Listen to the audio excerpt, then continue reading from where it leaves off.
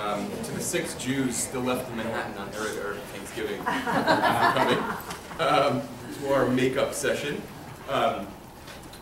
This series, as you know, is called Responding to God's Call, Abraham, Joshua Heschel, and the Spiritual Life. And this is the final installment called Getting Beyond Ourselves, Heschel and the Meaning of Prayer. I want to try tonight to take on a very simple and extremely complicated question. The question of, according to Abraham Joshua Heschel, what are we doing when we pray? Or perhaps more accurately, what ought we be doing when we pray? And in an attempt to answer that question, I want to develop 2 core themes that I would argue are the core themes in his theology of prayer. First of all, the notion of prayer as a path to self-transcendence connects into many of the lectures we've had so far. That is a way of focusing on selves other than our own. Prayer as a way of shifting our consciousness away from being focused on myself to being focused on other selves. And then second, and more briefly, prayer as a way of making space for God in the world, welcoming God back from, as we'll see, Heschel imagines God in exile in the contemporary world. So self-transcendence and letting God back in.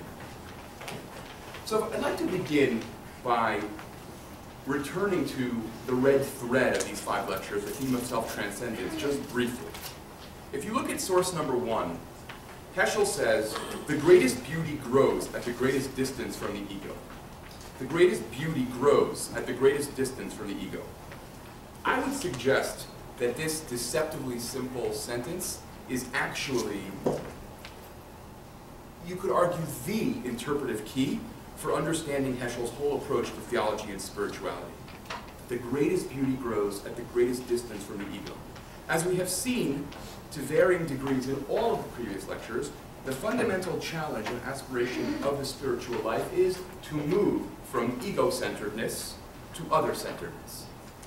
And there I would want to emphasize to other-centeredness with a small o and other-centeredness with a capital O. To cultivate, the project is to cultivate a posture of responsiveness to God and to other human beings, rather than giving in to the ever-present temptation to relentlessly assert myself, my will, my desires, my hungers. Or, to return to the way I described it in the first night, to choose the way of wonder as opposed to the way of expediency. Right? That's what the project of self-transcendence really is. To put it in just one more way, to make space for the reality of wills and selves that are not my own. Right? That's the project of self-transcendence. Self-transcendence is a fancy-sounding philosophical term, but the idea is after, as hard as it is to achieve, on some level that's how easy it is conceptually to understand. Heschel is, in many ways you could argue, the great theologian of self-transcendence in 20th century Jewish thought. That is, the thinker who was most preoccupied with that as an idea. But what exactly does it mean? To try one more formulation that, again, we've had occasion to think about in the past, it's about a distinction that Heschel draws most dramatically in his work on the prophets between what he calls reflexive concern and transitive concern. Reflexive concern is what it sounds like. Reflexive concern is, I am preoccupied with myself, I'm thinking of me. Transitive concern means, I am thinking of others. And remember from our lecture on God that Heschel believes that the God of Tanakh is all transitive concern. The God of Tanakh is in some sense selfless. Whether that's a good reading of Tanakh, as we discussed, is a complicated question. But it's very important to Heschel that that's the God of Tanakh. Now, there's nothing inherently wrong with reflexive concern. It's actually necessary for survival. It is a prerequisite for organic life. The problem is when that's all there is. And Heschel's diagnose of modern men and women is that more and more, although very few of us are crude enough to put it this way, or to admit it to ourselves, let alone to others, is that we live in a time when reflexive concern has all but blotted out transitive concern. The problem is that authentic human personhood, what it means to be a human being, Heschel argues, is to be transitively concerned. What it means to be truly human is to care about things other than myself. As he says in source 2, A man entirely unconcerned with his self is dead, but a man exclusively concerned with his self is a beast.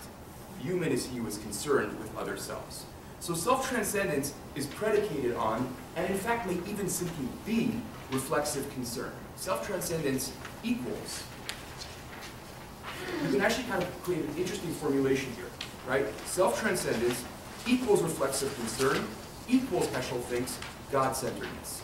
That last thing we can talk about, we talked about in passing, Heschel never really entertained seriously the question of, can you cultivate self-transcendence that's not focused on God?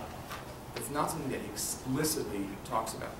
And there are other 20th century Jewish thinkers, Eliezer Berkovitz is a good example, who also seems to kind of make this assumption that to really be others-centered, you have to be God-centered. That's obviously an interesting question, and to some degree question-begging, right? Many of us would probably say we've met people who we would describe as other-centered, as self-transcendent, who we would not necessarily describe as God-centered. So there's, things to say here. Now, it's important to understand, and this is kind of beginning to set us up for an investigation of prayer, that for Heschel, the self-transcending self, I'm going to use that phrase a lot, so the self-transcending self, that is the self that is focused on things other than itself, nevertheless remains precisely that, namely an individual self. That is going to be a dramatic contrast to many 20th century mystical writers who have the idea, some would say the illusion, that they can completely overcome themselves, right, so that there's no self left. Heschel's notion of self-transcendence is not about that. It's about having a self, but having a self that actually cares about and thinks about things greater than itself. A self that is, in other words, ready and willing to respond to God's call. Now, on the one hand, right, just to sort of almost belabor this point for 1 minute, Heschel emphasizes again and again the centrality of self-transcendence to the project of being a person. For example, in source 3, he writes, "The essence of man, his uniqueness, is in his power to surpass the self, to rise above his needs and selfish motives. In order to be a man, man must be more than a man." And then you can look at source 4 as well for the same idea.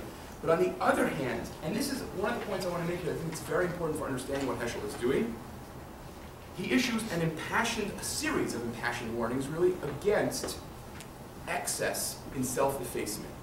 Self-transcendence does not mean the aspiration either to not exist as an independent self or to be a schmat, right? So source 5, in dealing with the problem of the self, one must abstain from any overstatement.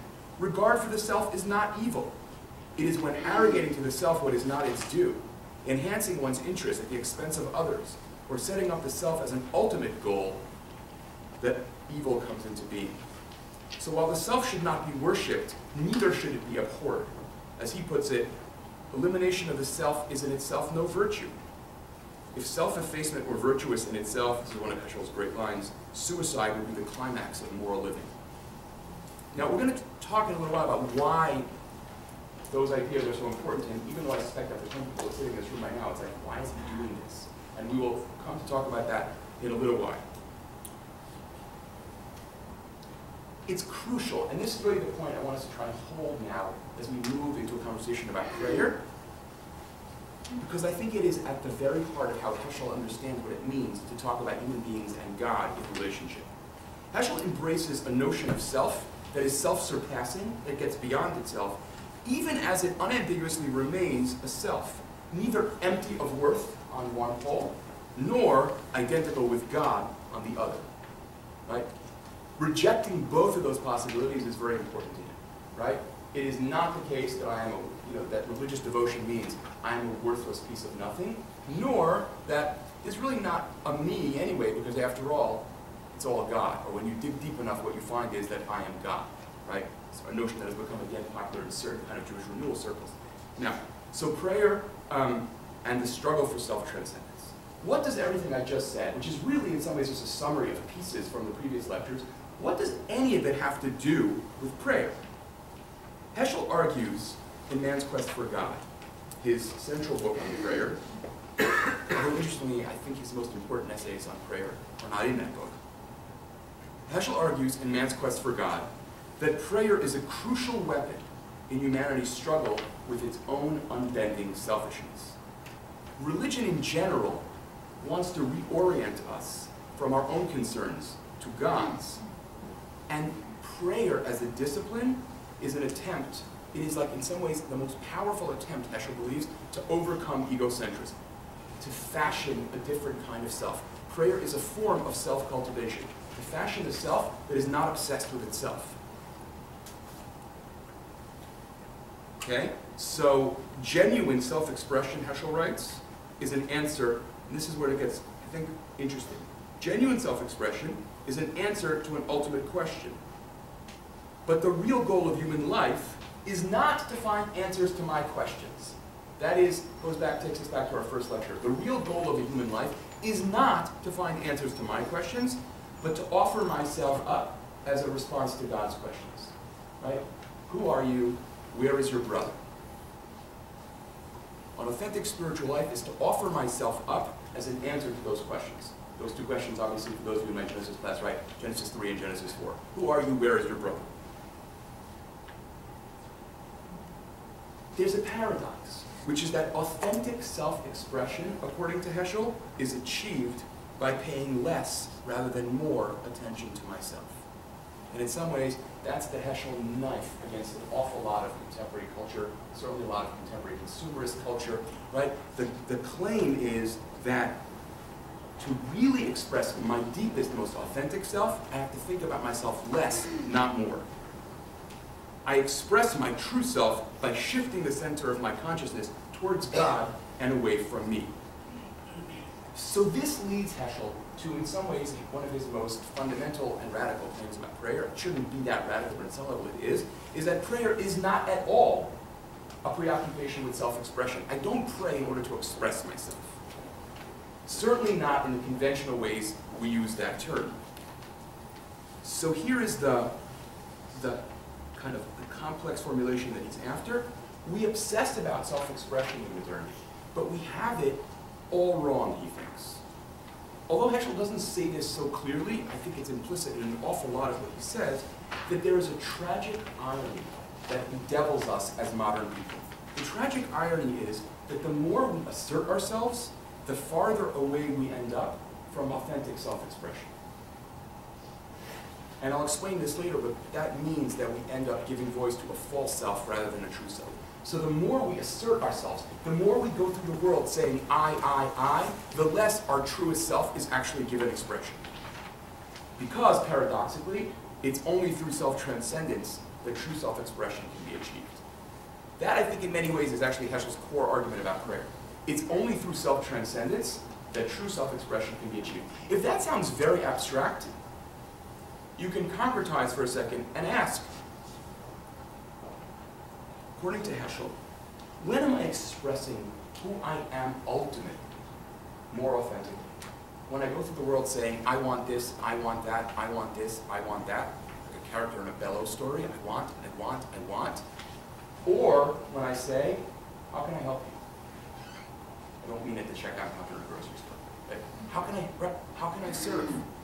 The argument is that I only begin to express what I truly am as a human self in that moment when I am willing to serve, when other selves become at least as central to me as my own self. Now that claim can strike you in different moments, I suspect, as, well, of course, and totally radical, and if I took it seriously, it would tear my life to shreds. It's both of those things, I think. Source 7. Heschel says, prayer is the least expedient, the least worldly, the least practical thing we do. Again, remember the meaning of the word expediency. Expediency for Heschel essentially means, I'm interested in how can I use this? How can it serve me? Prayer is the least expedient thing we do. By the way, implicit here is a kind of very stark comment. If you go to shul because you hope that you will talk God into giving you lots of things, Heschel would say, that actually isn't prayer. It may be reading a siddur, but it's not prayer. And maybe we'll have a chance to talk about that a little bit later. Religion in general, at least ideally, is an alternative, Heschel says, to what he wonderfully calls the hating, hunting, and hurting, which ordinarily dominate our lives. Prayer offers us an opportunity to purify ourselves by remembering what he calls the gratefulness that makes the soul great. So, in some ways, prayer is an antidote to everything that is sick, he thinks, about modern culture. Because if modern civilization, as he argues, is characterized by a relentless need for self-assertion, prayer as a spiritual project is about teaching me to forget the self, that's his formulation, and to stand for something greater than my own self. Source 8, the function of prayer is to overcome our egocentric predicaments. The essence of prayer lies in man's self-transcendence. So what is it then? What are you doing? What does Heschel want me to be doing when I stand in shul? Or when I stand not in shul and engage in an act of prayer? And the core passage, I think, to understand this is source 9. We do not step out of the world when we pray. We merely see the world in a different setting. The self is not the hub, but the spoke of the revolving wheel. In prayer, we shift the center of living from self-consciousness to self-surrender. God is the center to which all forces tend. He is the source, and we are the flowing of his force, the ebb and flow of his tides. Another way of saying this is self-transcendence equals decentering the self, a term that is important in certain times of postmodern philosophy. I'm not sure Heschel means it in the same way, but decentering the self, taking the self out of the center of my own consciousness. By the way, the image, this is like for another lecture, for another year, the notion that the self is not the hub, but the spoke of a revolving wheel, comes up in one other context in Heschel, and that is in his vision of interfaith relations, where he says part of what it means to become a genuinely religious person is to realize that my own religious tradition is a spoke, but not the hub. It's actually very interesting. Whether or not that's a conscious parallel in his mind, I'm not totally sure. It might be the case that Heschel is interested in the idea that religious traditions themselves need to engage in the project of being self-transcendent, saying I less. That could be its own really, I think, interesting discussion. And then he says, to go on for a minute, prayer takes the mind out of the narrowness of self-interest and enables us to see the world in the mirror of the holy. Because when we do that, essentially, in his language, we can behold the situation from the aspect of God. To see the world through God's eyes and not our own. Okay? Now, all of this raises a very interesting problem for Heschel. Because I just said that if I go to shul and I ask God to give me stuff, that's not prayer. And yet, Judaism has a very rich tradition of petitionary prayer in which I ask God for things. Right? This is, on the face of it anyway, a problem. Because doesn't petitionary prayer, on some level, reinforce my focus on myself? Heschel is going to answer that by doing something I think is interesting, and if anyone wants to volunteer in the question and answer period to comment on whether you have experienced or come close to experiencing what he's talking about, I'm really interested in that. He is going to move, I'm going to say this in a philosophical way, he is going to solve the problem of petitionary prayer by trying to shift our attention away from the words and towards a phenomenology of what is happening to the person who is praying those words of petition. What do I mean by that? Look at source 10. Feeling becomes prayer in the moment in which we forget ourselves and become aware of God. When we analyze, this is the definition of phenomenology, when we analyze the consciousness of a supplicant, we discover that it is not concentrated upon his own interests, but on something beyond the self. It's an amazing comment. When I say, Rafa'enu Hashem b'nei Rafeh, I am not thinking of myself. That's the argument. Okay? The thought of personal need is absent, and the thought of divine grace alone is present in his mind. I'll explain this more in a second. Thus, in beseeching God for bread, there is one instant, at least, in which the mind is directed neither to our hunger, nor to food, but to God's mercy. This instant is prayer. In other words, the moment of prayer, he wants to argue, is not the moment when I ask God for forgiveness, let's say, but in the moment when I acknowledge God as the forgiver. That's the argument. That instant is prayer. Everything else may be mutar, it may be Jewishly permitted, but it's really prayer in the moment when I lose myself. Now, here you can say, I don't think you have to be like a great philosopher to realize that Heschel has a problem here, right? Because on the one hand, he wants to argue that the core experience of prayer is forgetting about myself.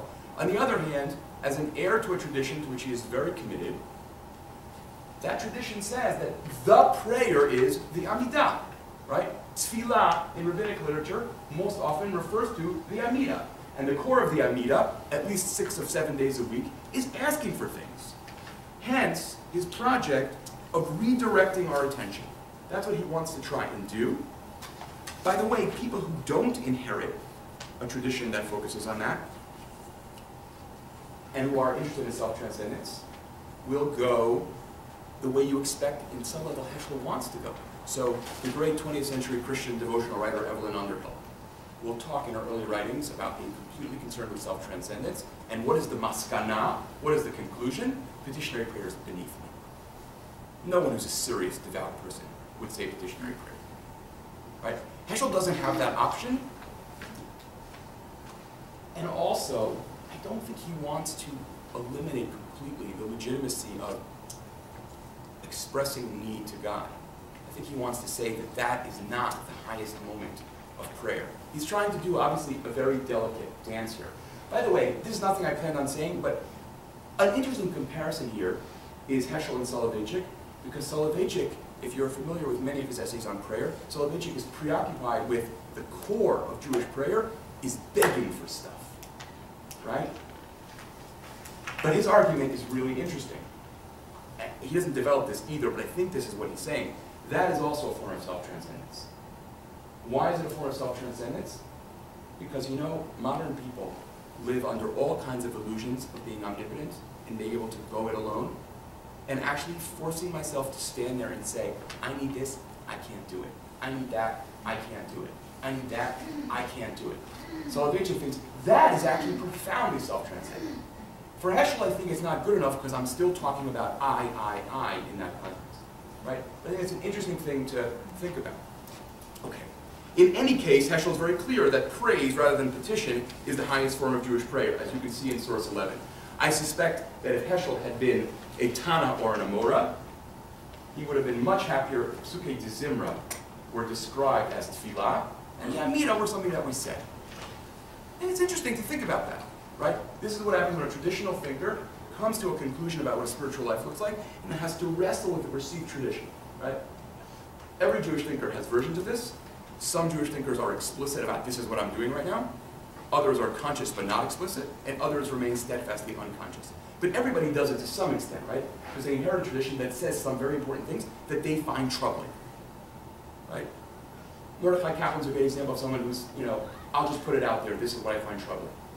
Heschel is an example of someone who doesn't exactly do that. But you can, the same thing you can do with many Haredi thinkers. You can read the Chazon Ish and figure out what are the things with the Chazon Ish. He inherits a text that he finds troubling, even if he wouldn't use those words.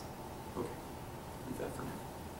Now, I'll come back to this, but I want to mention something here, at least now, and I'd be curious to hear from people in the coming days, as after Thanksgiving, about to what extent you can relate to this.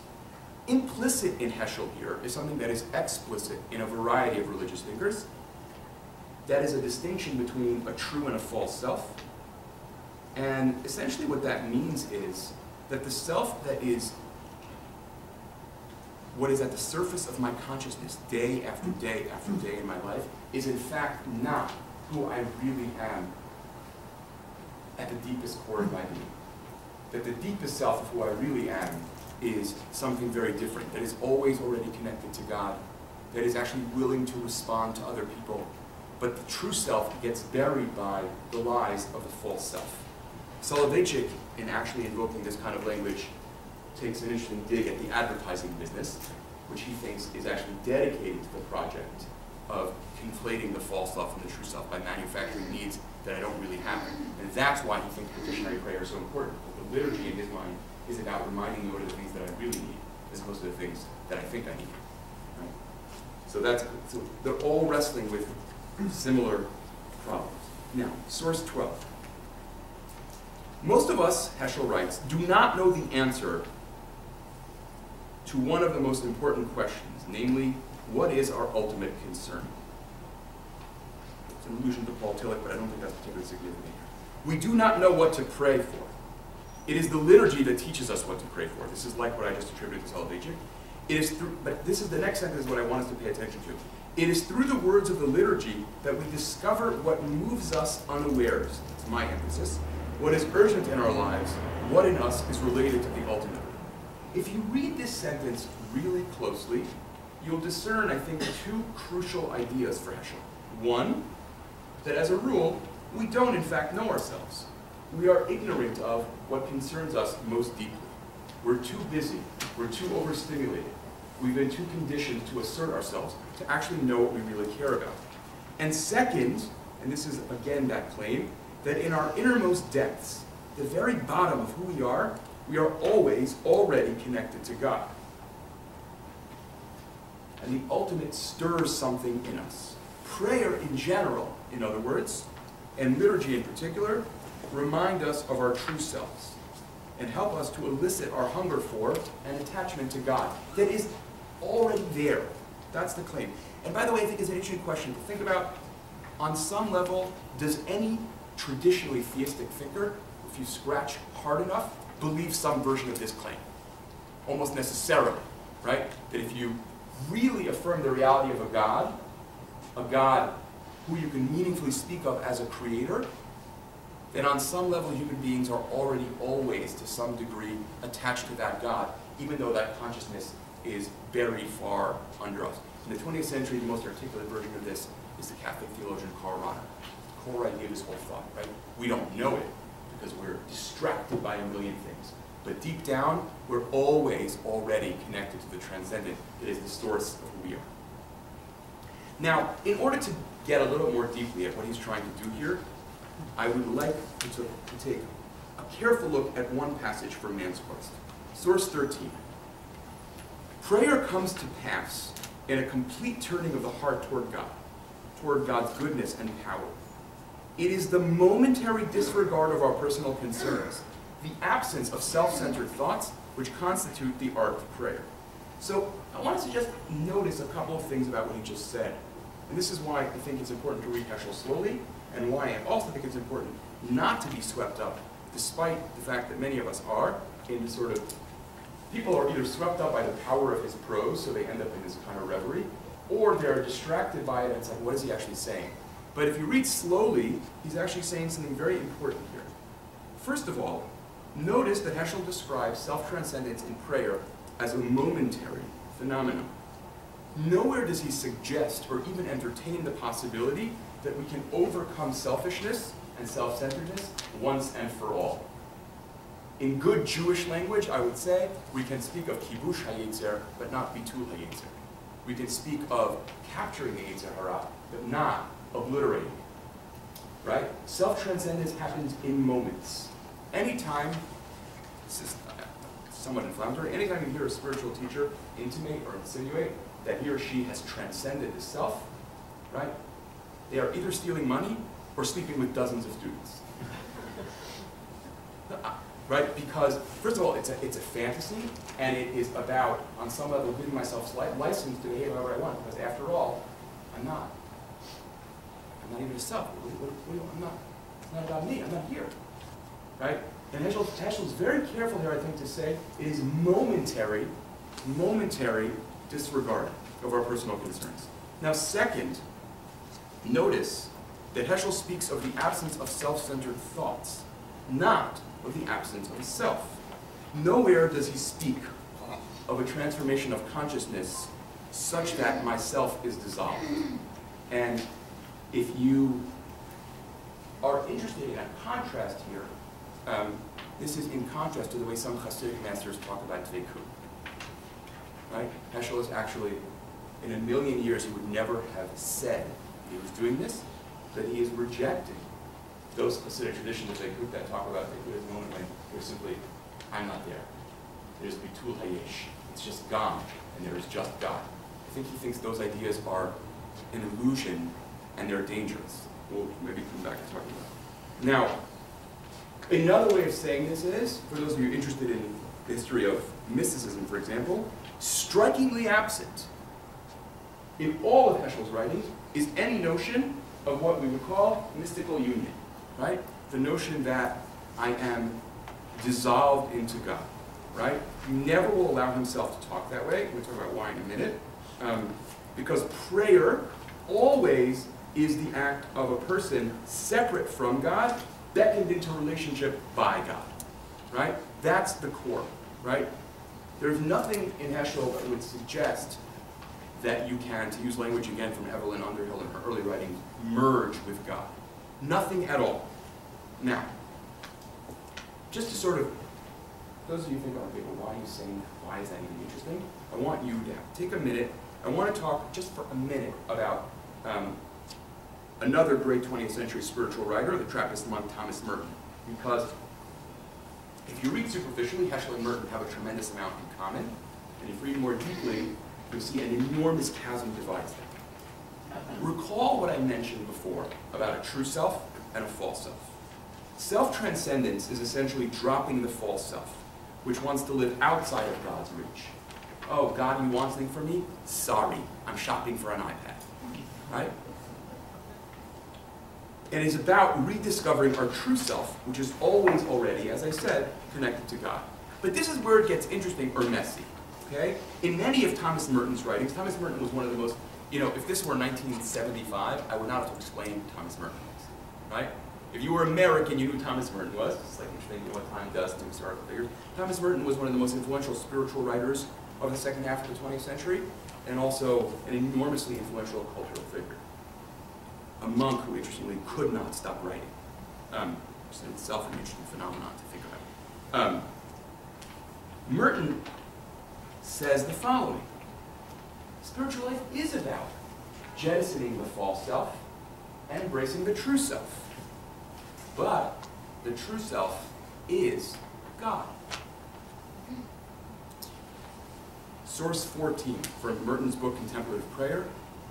I'm not going to spend a lot of time on this, but it really draws the point out, I think, in an important way. The unity of knowledge of God in love is not a knowledge of an object by a subject, but a far different and transcendent kind of knowledge, in which the created self, which we are, seems to disappear in God and to know Him alone. The self undergoes a kind of empty and an apparent destruction until, reduced to emptiness, it no longer knows itself apart from God. And then source 15, quickly, self-realization in its true religious sense is less an awareness of ourselves than an awareness of the God to whom we are drawn in the depths of our being. We become real and experience our actuality, not when we pause to reflect upon ourselves as an isolated individual entity, but rather when, transcending ourselves and passing beyond reflection, we center our whole soul upon the God who is our life. That is to say, we fully realize ourselves when we cease to be conscious of ourselves in separateness and know nothing but the one God who is above all knowledge. This sentence, we cease to be conscious of ourselves in separateness, is a sentence you would never in a million years find Heschel allowing himself to write. And one of the things I'm interested in thinking about is why. By the way, I'll just anticipate, one of the things you can criticize what I've just said is, Merton actually in these passages is actually a little careful to talk about, it seems like I'm dissolving into God. Right? Which is not the same as saying I am dissolving into God. But that's for another day. What Merton or anybody else means exactly by a self dissolving into God, so much so that I realize that deep down what I really am is God, is, to say the least, difficult to pinpoint exactly what that means. Right? But the key issue is that for Merton and for many mystics, self-transcendence is a process that culminates in the obliteration or annihilation of the self. Those are not my terms, those are terms that are all over mystical literature. Self-annihilation. In other words, it is a process that leads to mystical union with God, in which God and I are no longer separate. And here is the crucial contrast with Heschel, right? Heschel rejects the notion of mystical union altogether and says the self doesn't merge with God, it merely worships God instead of itself. And boy, would that be a lot, right? That's one of the crucial claims he wants to make. If the self could simply focus on something other than itself, that in itself would be a huge spiritual and therefore moral transformation. Now, why is all of this important? And why am I spending the last lecture of this series talking about this?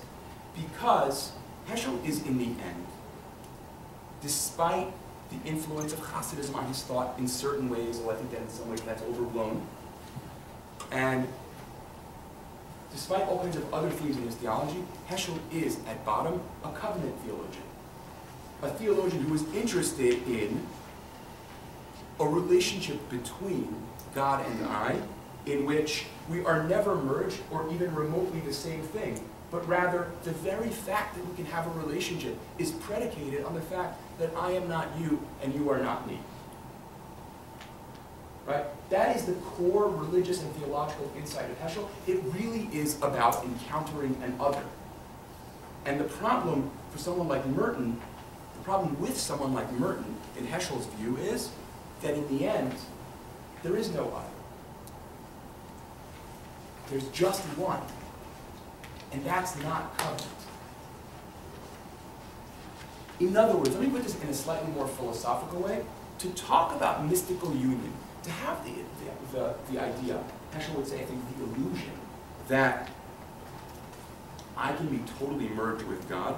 And I know, by the way, maybe I should just say this at the risk of saying something obvious.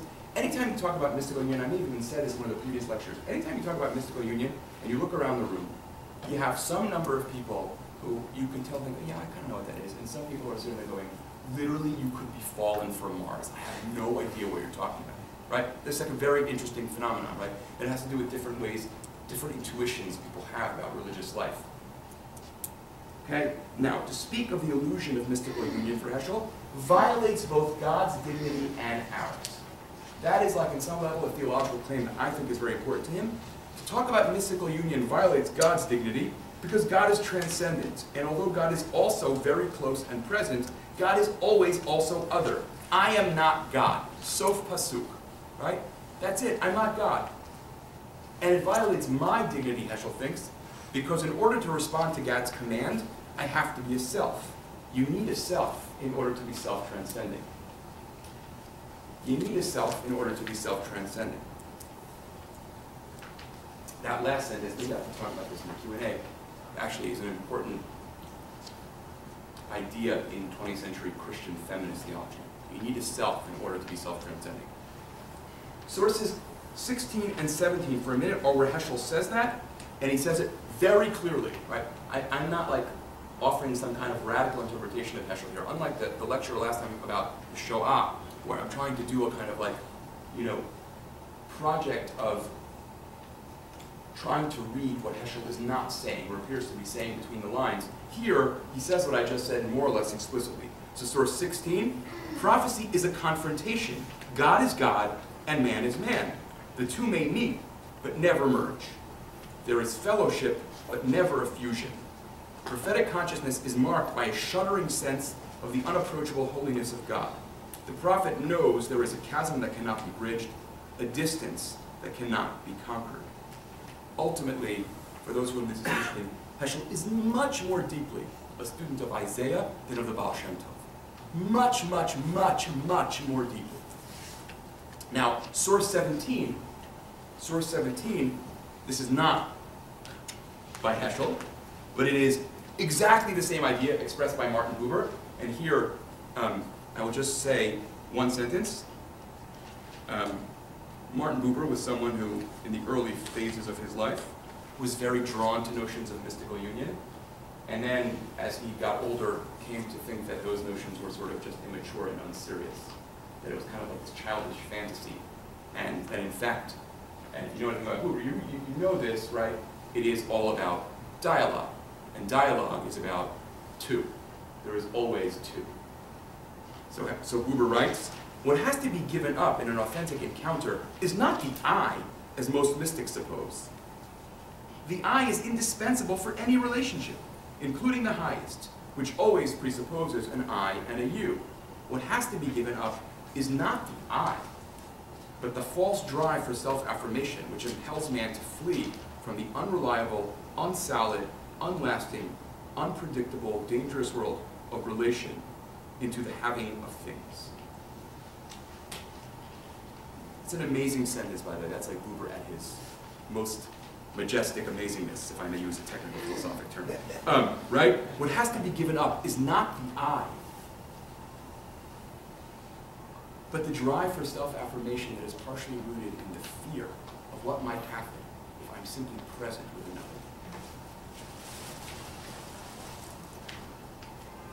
things that Abraham Joshua Heschel had a very hard time admitting is just how deep his debt to Martin Buber was. Very hard time. The two of them had a very complicated relationship. I sometimes think that you could do an analysis of God in Search of Man in which, maybe I should say it this way, you could do an analysis of I Am Now in which you could find many of the core ideas of God in Search of Man articulated in germ form in Buber, with much less of a control of the entirety of the Jewish canon, much less, put it this way, with a kind of poetic fervor in Buber that is different and less accessible than Heschel's, I think, a lot of the time. But there's an awful lot of Heschel that is, at very least, resonant with Buber and maybe deeply influenced by Buber. I sort of, to this day, remain convinced that basically 20th century Jewish thought is a series of responses to Buber, but I'm somewhat in a minority on that view these days.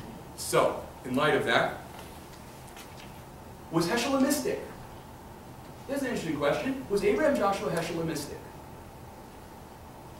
So, a lot rides, not surprisingly, on how we define a term that no one can agree how to define, namely mysticism. But I'd like to try and do something very simple with that term. Okay?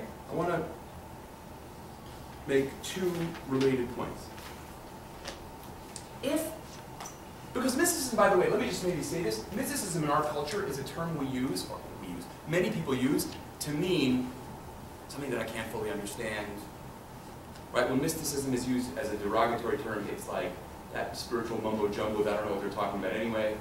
When mysticism is used by religious people who think of themselves as mystic, it just means kind of religious experience that I like. Right? It's a term that is used in incredibly elusive and uncareful ways. So I'd like to try and analyze the term for a minute in a very simplistic but careful way.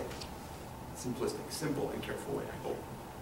If we understand mysticism in the way that Heschel understands it in his work on the prophets, that is, if mysticism is a quest for union with God, then Heschel is not only not a mystic, but he is an anti-mystic, as we just saw, because he is totally opposed to what he thinks of as the fantasy of being totally one with God.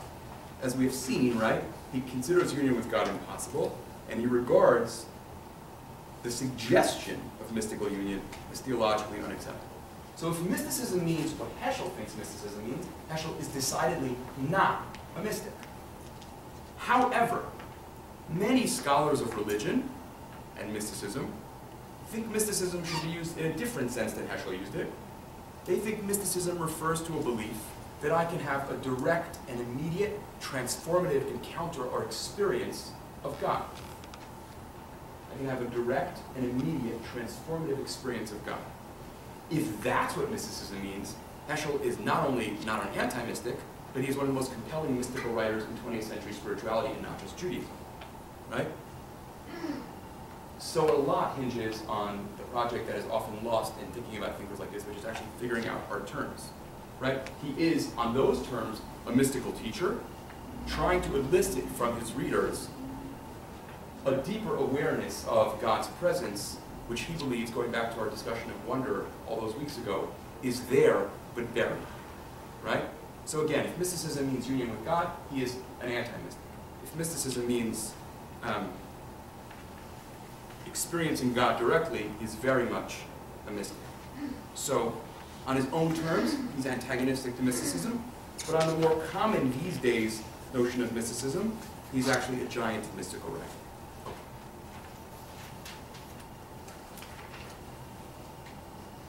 I want to talk about that second idea briefly in Heschel about prayer. And that is this notion of letting God in. We saw last week that Heschel thinks we live in a time when God is profoundly hidden. We saw Heschel moving unconsciously, I think, between talking about God's hiddenness as something God has chosen and talking about it as something that seems to happen against God's will. Hiding versus exile, right? And we saw actually that sometimes in Heschel, in the very same sentence, he moves unselfconsciously between one and the other. In writing about prayer, maybe not surprisingly, the same ambiguity persists over the course of his life. In an essay called On Prayer, written just a few years before he dies, Heschel emphasizes again, on the one hand, that God's hiddenness is involuntary. Quote, God is so far away, an outcast, a refuge in his own world. God is not at home in our world, he is held in captivity. All of us are implicated in God's hiddenness. As he puts it, we all conspire to blur all signs of his presence in the present or in the past. We all conspire to blur signs of his presence in the present or in the past. But at the very same time, Heschel can write, God is hiding. At every moment, God is self-concealing, which suggests hiding and self-concealing, these are actions, conscious decisions on God's part. God is not just an outcast or a refugee, but also an agent who chooses to hide himself. We also saw that Heschel moves, again, I think not consciously, between two notions of God's present state. One is, we call ontological, that is the idea that something has happened in the cosmos, that God has somehow been exiled. I don't really know exactly what that means. Or, a slightly more moderate notion, that God's exile is what I call epistemological, that is, God is there, but we have lost our ability to discern God's presence. Now, what does all of that really have to do with prayer? What is this notion of divine exile? Whether God has been pushed out of the world or God has left the world, what does it have to do with prayer? For Heschel, if the problem is that God is present but hidden, then prayer is an attempt to break through the screen that separates us and God. It is an attempt to re-discern the presence of God. It is an attempt to re-turn on my antenna, for lack of a better way of putting it, right? To discern what is there but hidden from us most of the time. If, more dramatically, the problem is that God is absent, somehow in exile, then prayer is an attempt to make space in the world for God to come back in. That's the sort of evocative image of prayer that Heschel wants to develop. Source 18. God is ensconced in mystery, hidden in the depths. Prayer is pleading with God to come out of the depths. That seems like hiddenness, by the way. To pray is to open a door where both God and soul may enter. Prayer is arrival for him and for us. That seems more like exile. Now it goes on. In the face of God's homelessness, our task is to enable him to enter our moments, to be at home in our time. So to pray is to overcome distance, to shatter screens, to heal the break between God and the world. I will just throw out there something that I think is interesting to think about, maybe another time, is that I think is a very deep question that can be asked about Heschel in these essays, which is, does it actually make sense to talk about a God who is actively in search of man and hiding at the very same time? Heschel does not see that as a contradiction. I think he doesn't see that as a contradiction because he does not. He nowhere holds himself back from talking that way. But I would say, I'm sorry to you. I'd like to think about what that means. How do you talk that way? How do those two ideas connect with each other? The logic, though, of what Heschel is arguing, I think is really powerful and moving. If humanity's turning away, as we saw last week, led to divine concealment, humanity's returning to God can lead to God's redemptive reappearance. If we drove God out, we can invite God back in. And in an act of prayer, human beings disclose ourselves to God and implore God to do the same. It's like we take the first relational gesture, we pick up the phone and call, and ask God, please answer. Prayer is thus an attempt to overcome both dimensions of a kind of double concealment. Right? Double concealment is we are hidden from God and God is hidden from us. Prayer is the act of making myself present to God in hopes that God will then make God's self present to me. So, I say this in another way, using language that Heschel likes. In the act of prayer, I try to overcome both my homelessness and God's. My homelessness because in a world in which I have turned away from God, I am at some level not home. And God's homelessness because in a world in which we have turned away from God, God is not where God wants to be. Now, there's just very quickly two very powerful formulations of what Heschel is after here. Speaking ontologically, as if God has been driven out of the world, source 19, God is in exile. The world is corrupt. The universe itself is not at home. To pray means to bring God back into the world, to establish God's kingship for a second at least. To pray means to expand God's presence. To worship, therefore, means to make God immanent, to make him present. his being imminent in the world depends upon us. When we say, blessed be he, we extend his glory. We bestow his spirit upon this world. Now, speaking epistemologically, as if the problem is that God hides his presence and we fail to discern it, source 20, it is a task of man to reveal what is concealed, to be the voice of the glory, to sing its silence, to utter, so to speak, what is at the heart of all things. The glory is here, invisible and silent. Man is the voice, his task is to be the song. In singing we perceive what is otherwise beyond perceiving. This is a different notion of what a cantor should be than much of American Jewish education thinks of what the job of a cantor should be. Right? The job of a cantor is to invite the presence of God back into the world through a dramatic act of welcome and making space. Ultimately, you could say the ontological version is much more bold, even if it's also harder to understand. Right? The notion that God is here but hidden is challenging, is moving, but it's less radical than the idea that somehow God has been exiled from the world. That latter idea is a really pronounced and powerful paradox. Source 21, to pray means to bring God back into the world, to establish his kingship, to let his glory prevail. By the way, that's kind of what we're supposed to be doing on Rosh Hashanah, although the words are so completely lost to us most of the time. And we have so convinced ourselves that Rosh Hashanah liturgy, all of us who get down on Rosh Hashanah liturgy, which includes most of us, think that Rosh Hashanah liturgy is about saying, oh God, you are king, you are king, you are king. Rosh Hashanah liturgy is actually about saying, oh God, let's make you king. Rosh Hashanah is an enthronement. And Heschel is actually claiming that all tefillah, on some level, is about that. Once again, go back to a theme I've talked about on a couple of occasions. For Heschel, the Creator is not only transcendent, but also vulnerable and dependent. Again, that dialectic of majesty and vulnerability. A God who you can at one and the same time talk about as the majestic Creator of the world, and at the same time, a God who needs human beings in order to become king. I think it's the Vilna Gaon somewhere who says, well, I just thought of it, but it's totally related to it. The Vilna Gaon somewhere who says that the difference between Melucha and Memshalah is that a Molech depends on having people make him the Molech. But a Moshel is just kind of like a tyrant. And God is a Melech, primarily in the liturgy, not a Moshel. Now, I've just tried to offer two visions of what prayer is according to Heschel. This is just a brief kind of conclusion. First, an act of self-transcendence, and second, an act of letting God back into the world. So we should ask, at least briefly, what's the connection with these two visions of prayer? What connection is there between transcending myself and aspiring to bring God back into the world? The relationship of these two things. For Heschel, I want to suggest human selfishness and divine immanence are at loggerheads. Right? They are irreconcilable with each other. An excess of self, the kind of self-centeredness that values only expediency and utilization. How can I